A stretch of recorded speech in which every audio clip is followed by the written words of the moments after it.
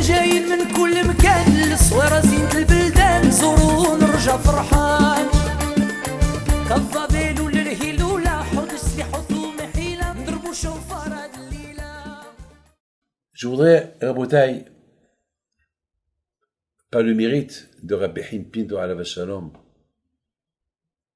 ajouter une phrase. Étant donné qu'aujourd'hui c'est la Hiloula de Rabbi Haim Pinto alav shalom, Rabbi Haim Pinto alav shalom, chaque jour, lorsqu'il rentrait chez lui à la maison, il lavait la serviette où il cachait son argent. Et s'il restait quelques pièces dans cette pochette-là, il la mettait de côté pour le lendemain. Et lorsqu'on posait la question pourquoi tu laves la pochette, il disait je lave la pochette de la saleté de ce monde. Pour lui, l'argent c'était de la saleté. Et c'est la folie ça. Et d'ailleurs c'est écrit dans la paracha de la semaine dernière, Lech Lecha, c'est écrit que Abraham Kaved, Abraham était lourd avec l'argent, avec l'or, avec du bétail. Alors tout le monde pose la question, c'est quoi était lourd? Pourquoi on emploie le mot lourd, était lourd avec... Alors, il y a des tzadikim qui répondent, une belle réponse. Il dit que Abraham Abinu alav shalom, il n'était pas très heureux qu'il était riche. C'était comme un poids pour lui. C'était lourd pour lui. Mais Hachem, il a voulu qu'il soit riche. Mais c'était un poids pour lui. C'est pour ça que la Torah dit, il était lourd. C'était un poids pour Abraham Abinu, toute cette richesse-là. Parce qu'il aurait préféré être pauvre. Mais, on a vu, Rabotai, que quand même Abraham Abinu alav shalom, il a dépensé cet argent. Il a utilisé cet argent pour faire des mitzvot, ma'asim tovim, pour se dégager de tout cela. Voilà, Rabotai, la grandeur d'Abraham Abinu. Et de cela, Rabbi Haim Pinto, il a appris. Et d'ailleurs, on voit que Yaakov Abinu, il a suivi l'exemple d'Abraham Abinu. Lorsque Yaakov Abinu, il est retourné de Haran, milliardaire, avec des millions de bétail, tout ce que tu veux, qu'est-ce qu'il écrit? Que Yaakov Abinu, il a construit des soukot pour son bétail et il a construit la maison pour sa famille. Et mon grand-père, Rabbi Shua Pinto alav shalom, il dit, de là on apprend quelque chose de magnifique de Yaakov Abinu. Pour le bétail et l'or et les trésors, il a construit avec une souka. C'est quoi une souka? C'est comme une cabane provisoire. Pourquoi? Parce qu'il savait que tout ce qu'il a, c'est provisoire. C'est pas éternel. Un jour, il va tout laisser. Donc, pour quelque chose qui est provisoire, pourquoi il va construire une maison? Mais pour sa maison, qui est sa famille, qui est éternelle, parce que, quand même, les enfants, ils sont éternels, parce que l'éducation que je vais donner à ma maison, à mes enfants, eux, ils vont éduquer leurs enfants, et leurs enfants à leurs petits-enfants, jusqu'à la venue de Mashiach. Donc, l'éducation, pour les enfants, c'est éternel. Alors, Yaakov Abinu, pour les enfants qui sont éternels, il a construit une maison. Mais pour ce qui est provisoire, il a construit uniquement une souka. Donc, de qui Yaakov Abinu a pris tout cela? Ben, de Abraham Abinu alav shalom. Et Rabbi Haim Pinto, comment il a pris que ce monde-là, c'est provisoire? Eh ben, de Abraham, et de Yitzhak, et de Yaakov. Regardez Yitzhak Abinu alav shalom. Lui aussi. Qu'est-ce qu'il a dit à Kadosh Baruch Hu? Gor ba'aretz azot. Habite dans cette ville-là, dans cette terre-là. Gour, du verbe guerre. Guerre, c'est tu es étranger. C'est-à-dire que, Hachem dit à Yitzhak Abinu, même que tu n'as pas le droit de sortir d'Israël, pas sur un sacrifice, mais sache que tu es un étranger ici. Mes amis, dans ce monde-là, on n'est que des étrangers. On n'est pas éternel. Vous savez qu'il y a une femme qui habite à Los Angeles, une femme très riche. Elle est vieille, très très vieille, c'est une tzadéket. Tzadéket. Cette femme-là, elle a toujours une valise à côté de la porte. Lorsqu'on posait la question, pourquoi tu as cette valise à côté de la porte? Toujours elle répondait, maintenant elle est très vieille cette femme-là, mais elle a toujours cette valise à côté de la porte. Et c'est quoi sa réponse? Si Mashiach y vient, j'ai déjà des vêtements prêts pour aller l'accueillir. Ça veut dire que cette femme-là, elle sait que ce monde-là, il est provisoire. Pour que ce monde, il deviendra un jour un vrai monde, c'est que lorsqu'il vient Mashiach. C'est-à-dire avec toute la richesse qu'elle a, avec tout ce qu'elle a fait, beaucoup de hesed, je vous le dis, elle a, elle a imprimé beaucoup de mes livres. Elle a subventionné beaucoup de mes livres. Elle les a payés. Donc, pour elle, ce monde-là, il est provisoire. Et de qui il a pris ça? De Abraham, de Yitzhak, de Yaakov. Et Rabbi Hippido, lui aussi, d'où il a pris que ce monde-là, il est provisoire? De Abraham, Yitzhak, Yaakov. Et tout ça dit comme ça. On raconte qu'une fois, Rabbi Hippido, alav shalom, il n'arrivait pas à dormir. Il n'arrivait pas à dormir. Il se réveille, il dit à sa femme, j'arrive pas à dormir. Est-ce que tu as touché à ma poche? Il lui a dit oui, j'ai pris un peu d'argent parce que demain c'est vendredi et demain je dois faire les achats de Shabbat, tu m'as rien laissé aujourd'hui jeudi. Il lui a dit je t'en prie ma fille, demain je te donnerai, mais cet argent-là il m'empêche de dormir. Parce que moi, je peux pas dormir si j'ai de l'argent dans mes poches. Alors cet argent-là, et le fait que tu les as pris, ça veut dire que je peux pas les donner aux pauvres demain. Alors, elle lui a rendu, il est parti dormir.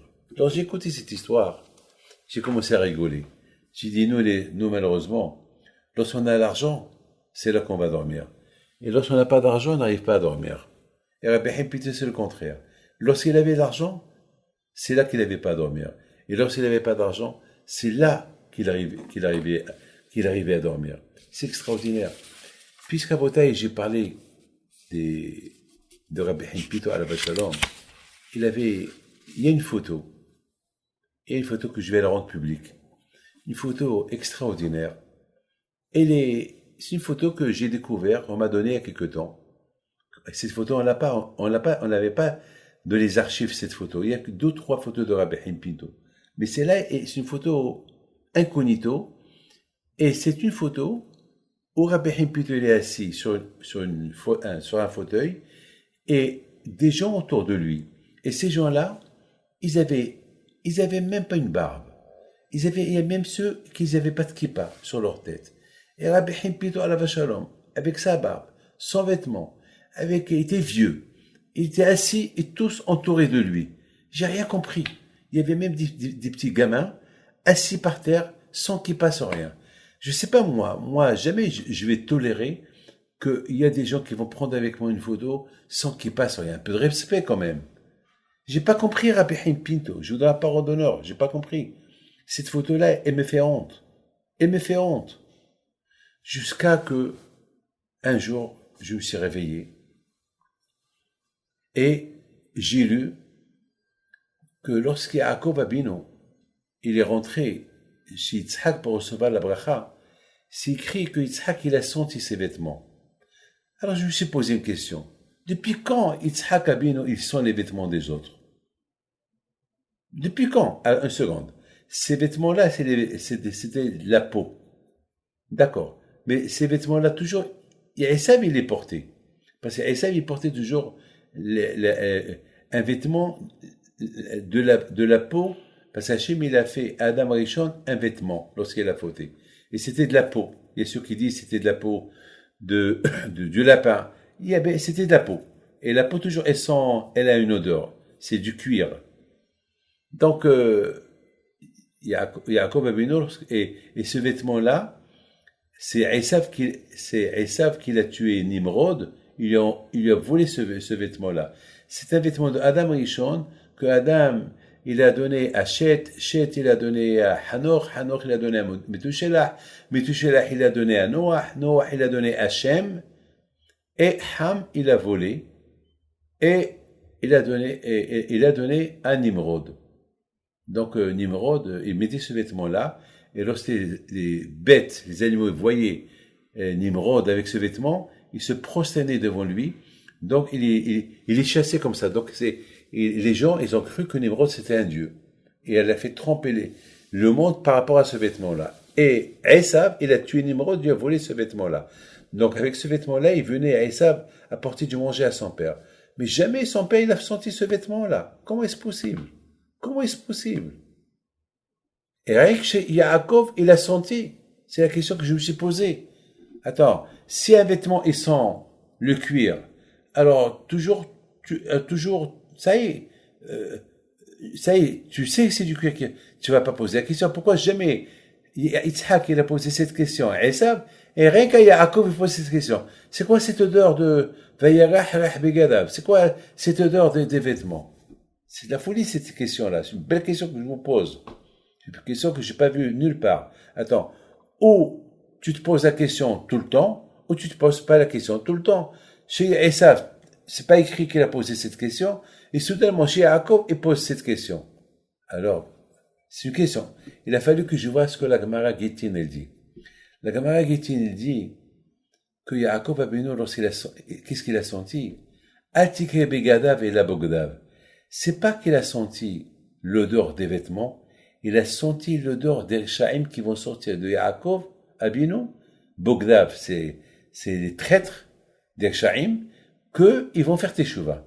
C'est-à-dire qu'il n'y a pas un juif qui n'a pas fait une abera dans sa vie, ou bien il n'y a pas un juif qui a fait toutes les aberot dans sa vie, et il a fait quand même une mitzvah, ou il a fait teshuva. On a vu beaucoup de gens qui ont fait teshuva. La Gemara dit, elle apporte une preuve de Yakum Ish Tserorot, qui est un grand rachat, et à la fin, elle a fait teshuva. On a vu Bil'Azah ben Dodaria, il était un grand rachat, c'était un grand rachat, et à la fin, il a fait teshuva. Et on a vu Yosef Mishita, il était un grand rachat, et il a fait teshuva. Et non seulement qu'il a fait teshuva, mais une voix du ciel, elle est sortie, et qu'elle a dit, vous avez Hilek Olam Haba. Donc, c'est ce que Yaakov Abinu, il a senti. Pardon, c'est ce que Yitzhak Abinu, il a senti. Yitzhak Abinu, il a senti que même les Shaim qui vont sortir de Yaakov Abinu, ils sentent bon. Ils peuvent faire teshuva. On a vu à mes amis que Hizkia, le roi Hizkia, il s'est pas marié. Pourquoi il s'est pas marié? Parce qu'il a vu que ils allaient sortir de lui deux Réchaïm. Et il a dit, c'est mieux que je me marie pas et je mets pas les Réchaïm en vie. Alors un jour, il vient chez lui, le prophète Ishaïa, il a dit, prépare ton testament maintenant, parce que dans quelques heures tu vas mourir et tu as ni Olam Haba ni Olam Hazé. Tu as perdu Gan Eden. Il a dit, pourquoi? Il dit, parce que tu t'es pas marié. Il dit, mais parce que je ne suis pas marié, parce que j'ai vu qu'il y a des Shaim qui vont sortir de moi. Alors j'ai préféré ne pas me marier pour ne pas amener des enfants qui vont énerver Hachem. Et voilà, Ishaïa Navi lui dit, non, toi tu devais faire ton travail. Et ces Shaim, ils dépendent d'Hachem. Toi, tu te maries, tu accomplis la mitzvah de procréer pour Urbu, et si tu as des enfants, eh ben peut-être ils vont faire tes chevaux. Alors tu as coupé même l'espoir de la teshuva. Alors il dit, bon, alors donne-moi ta fille, je la marie. Il dit, non, je ne vais pas donner ma fille à quelqu'un qui va se marier, qui va mourir maintenant. Il dit, ben Seder, alors sors de là, laisse-moi seul avec le bon Dieu. Et du coup, le roi Hizkia, il commençait à devenir paralysé, il voyait qu'il commençait à mourir, il a commencé à pleurer, il a dit à Hachem, pardon, j'ai fait ça les Shem Shamaïm. Hachem, montre ta force, montre au monde que tu peux accepter la prière des gens. J'ai fait une avera, mais j'ai pas fait cette avera parce que je l'ai fait exprès. Je l'ai fait parce que j'ai cru que j'avais raison. Alors, je fais tes chevaux. Aide-moi, Hachem, je t'en prie. Rappelle-toi, fais-le pour tous les mitzvot que j'ai fait devant toi. Fais-le pour David Ameler, mon grand-père. Et Hachem, il a accepté la teshuva de Hizkia.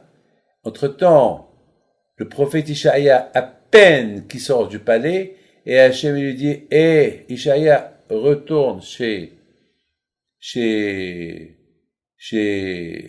le roi et dis-lui que j'ai accepté sa prière, je vais lui ajouter 15 ans dans sa vie. Le temps qu'il se marie et qu'il fait des enfants. Et il retourne, et il dit à Hizkia, mais toi je peux te donner ma fille, tu peux la marier, parce que Hachem il t'a ajouté 15 ans de ta vie. Alors, Hizkia, il lui dit, et moi je suis pas comme toi, moi je suis pas un prophète comme toi, mais tu peux me donner un signe, que comme ça je peux être tranquille et calme, que Hachem il a ajouté 15 ans, il a dit, alors, demande ce que tu veux, et Hachem il le fait.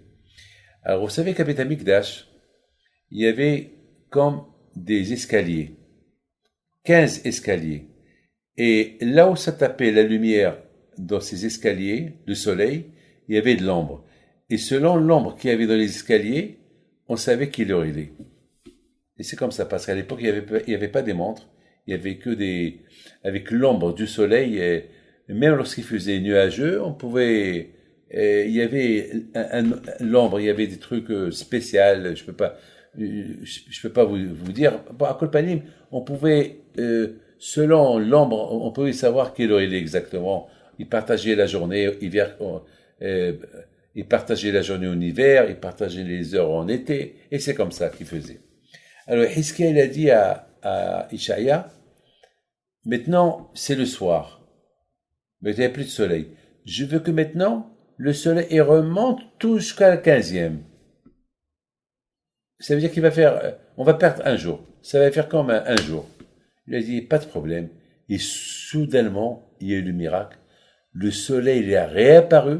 Il est remonté 15 escaliers à l'avance, jusqu'à que le monde entier, ils n'ont rien compris. Rien compris. Personne n'a rien compris de ce miracle-là. Mais ceux qui ont compris ce miracle, c'est les Juifs. Et l'histoire, elle est longue. Mais, le roi Hizkiya, il a eu 2 garçons. Un qui s'appelle Ménaché et un autre. Et un jour, Hizkiya, il a pris ses 2 enfants à la yeshiva, et Hizkiya était chauve. Et un, il dit à l'autre, Hizkiya était tellement heureux de les prendre à la yeshiva, il est levé. Un, il a dit à l'autre, papa, il est chauve, hein, il est super sa tête. On peut faire ici, sur sa tête, un jour, un sacrifice à l'idolâtrie. Waouh! Et Hizkiya, il entend ça, il les jette par terre. Un, il est mort, et Ménaché, il est resté vivant. Et ce Ménaché, lorsque Hizkiya, il est mort, Ménaché est devenu roi, il était un grand rachat. Un grand rachat. Aucun roi d'Israël, il a fait ce qu'il a fait. Et à la fin, il a fait Teshuvah. Et Hachem, il a accepté sa Teshuvah. Et aujourd'hui, Ménaché, il est le commandant de la porte de Gan Eden des Baalei Teshuvah. Parce que dans le Gan Eden, il y a des halls des tzadikim, il y a des halls des Hasidim, il y a des halls des Baalei Hasadim, et il y a des halls des Baalei Teshuvah. Et Ménaché, il est devenu le patron de ce hall de Baalei Teshuvah. C'est la folie, ça. Donc, mes amis, avec tout ce que je suis en train de vous dire, j'ai compris la grandeur de Rabbi Chaim Pito. Même, il a pris cette photo avec des gens qui sans qu'il passe rien du tout. C'est-à-dire pour lui, le fait qu'il va prendre une photo avec eux, peut-être, en voyant cette photo, ils vont la développer, et chacun va avoir cette photo, ils vont se voir photographier avec Rabbi Chaim Pito, ils vont faire Teshuvah. Rabbi Chaim Pito, alav shalom, chez lui, ça n'existait pas un rachat. Même un rachat, il sentait en lui le potentiel de faire Teshuvah. Comme Yitzhak Abinu, il a senti dans les vêtements de Yaakov, qu'est-ce qu'il a senti?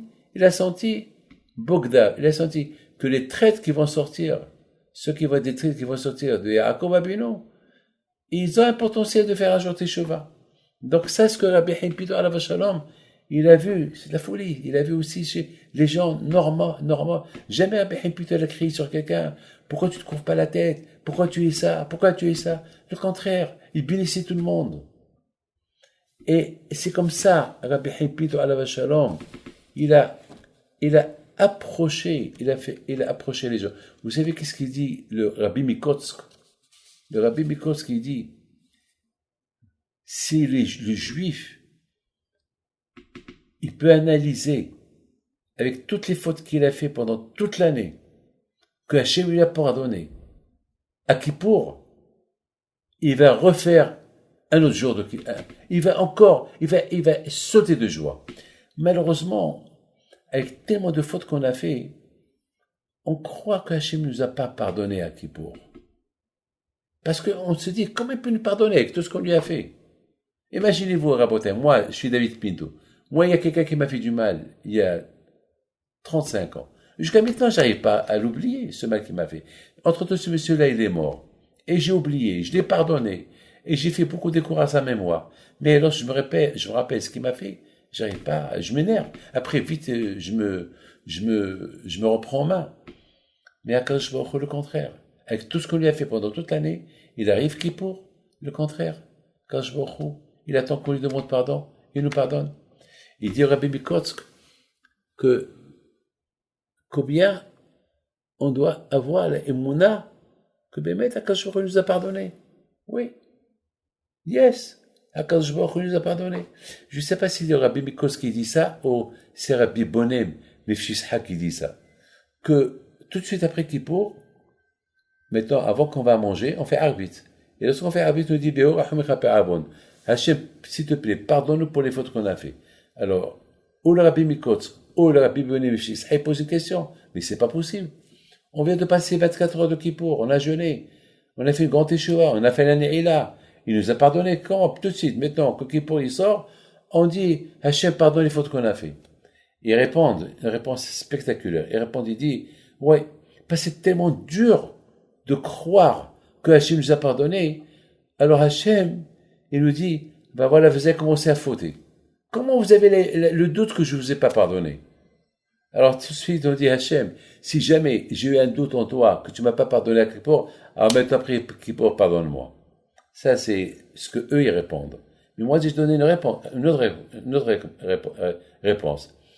Tellement, malheureusement, à Kippour, on voit l'heure, à quelle heure, comme hier, comme maintenant hier, j'ai mangé, comme, et à quelle heure on va faire, combien il reste. Alors, on se déconcentre un peu de la prière à Kippour. Et à Kippour, toute la journée, Hachem est à côté de nous. Quand Hachem est à côté de nous, et nous, on pense à quelle heure on va manger. Alors, c'est pour ça, tout de suite, lorsqu'on termine Kippour en beauté, on dit Hachem, pardonne-nous si jamais je me suis déconcentré pendant la prière, à Kippour. Voilà, Rabotai. Maintenant, on comprend aussi Noah. Noah, il a fait le premier sacrifice. Et que c'est écrit, Bayar Hashim, il a senti le sacrifice de Noah.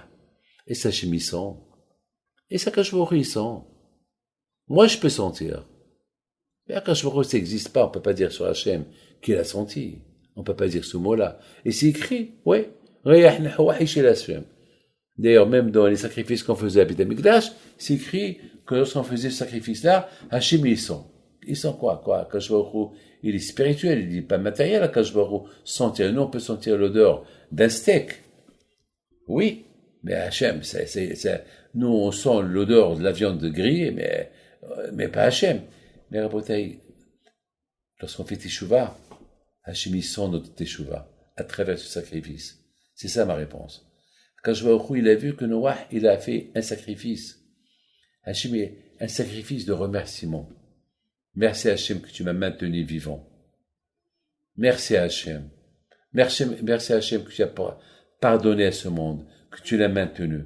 C'est ce que Hachem, il a senti. À travers le sacrifice. Donc mes amis, lorsque nous, on fait Teshuvah, alors quand je crois, il sent la Teshuvah, comment elle est cette Teshuvah.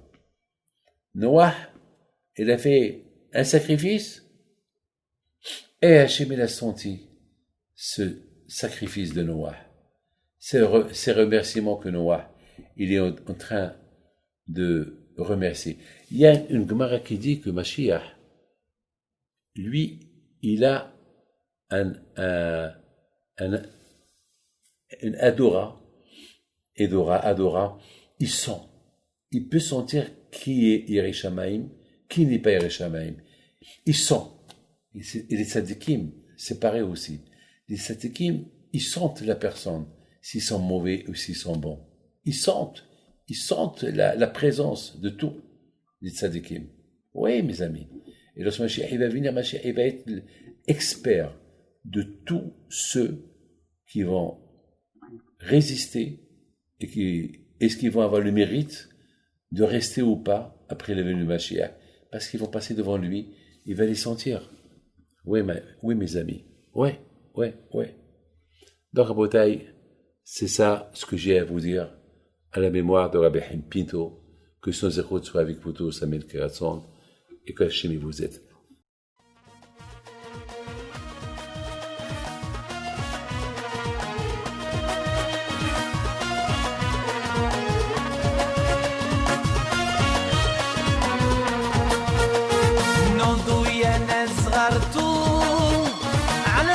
حي بنتو وقف لنا زي خو